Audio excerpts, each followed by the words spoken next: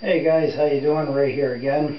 This video I want to talk mainly about troubleshooting 450 size, 400 size, and any other size really for that matter of Heelys.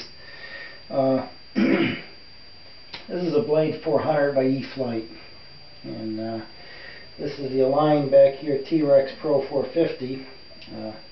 Been flying both of these for a while, and I know these helicopters inside and out, so I can really help you with any problems you might be having.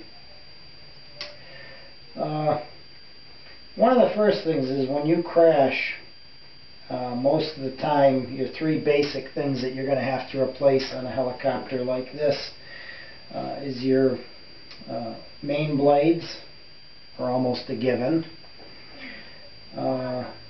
Your main shaft is almost a given, and your feathering shaft. Those are probably your top three things that go in a crash. Okay. One way, if you have minor crashes and you want to see if something is not quite right, if you want to check to see if you have a bent feathering shaft, what you do is you take one blade off. Okay. You extend the other blade completely straight out, and you put your Allen driver in there, okay, on the screw that goes into the feathering shaft, and just basically turn it back and forth slowly, and watch the other blade grip. If you start seeing it going like this, you know it's no good. The shaft is bent. If you see it moving smoothly like it should be, then you're okay. But 99% of the time in a crash, your main blades are going to get broken. Your main shaft is almost always gets bent, and the feathering shaft are the top three things I would say.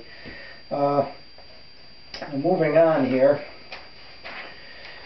Let's see. I keep notes on everything that I do to these helicopters. So the troubleshooting tips for a helicopter this size here, mainly the Blade 400 or the T-Rex.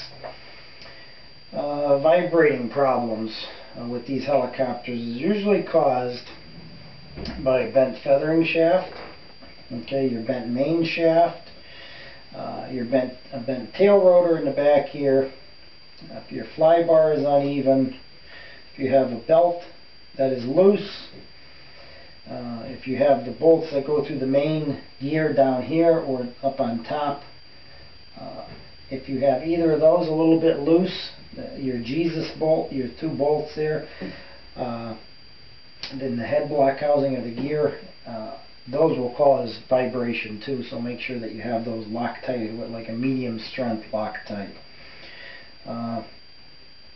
Obviously one of the biggest is the blade tracking. If your blades are out of tracking, you're going to have problems. I've never had any problems with balancing blades because I buy very expensive, high quality blades, and most of the time if you use like Thunder Power and you have a crash and you break a blade and you replace them with another set of Thunder Power, I've never had to do blade tracking again. They're balanced and they're weighed perfect at the factory. One of the biggest is a cracked Seesaw Bar. Okay, if that's cracked, one of the biggest telltale signs of that is when the helicopter lifts off the ground, and if it lifts off in a hover and then all of a sudden, without giving any throttle input, if it jumps up in the air like that, is usually almost a guarantee that your fly bar, your Seesaw fly bar in there is cracked. Okay. But those are basically tips, okay, for that kind of stuff, troubleshooting. Also, whenever you have a crash, especially a tail boom strike, and you have to replace your tail boom, remember, when you put your belt back through the tail boom, the belt can twist to the right and it can twist to the left.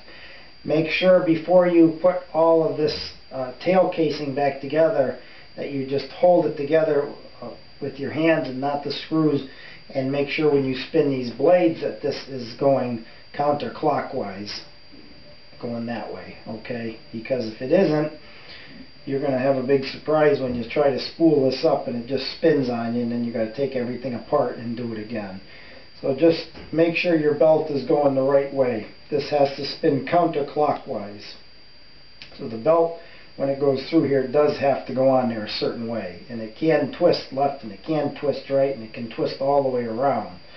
Okay, so just keep that in mind.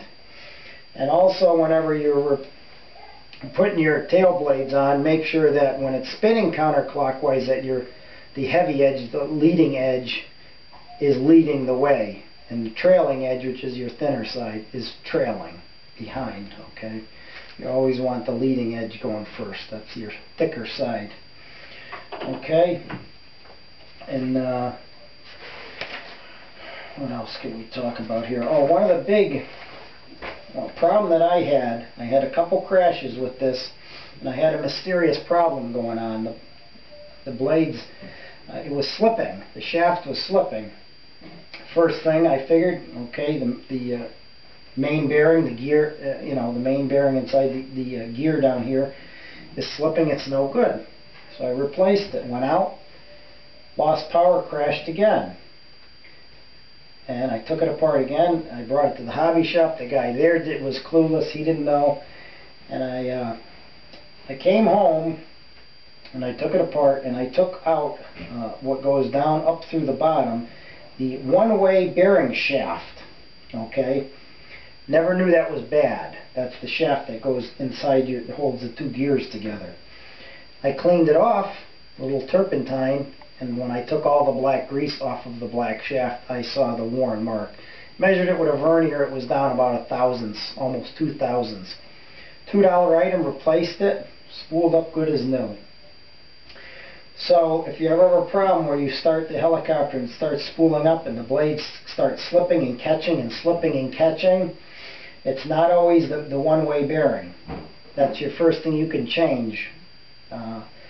But keep that in mind to check that. And once again, it's called the one-way bearing shaft. Okay. Most of the crashes I experienced this summer were due to mechanical failure. I lost the tail servo.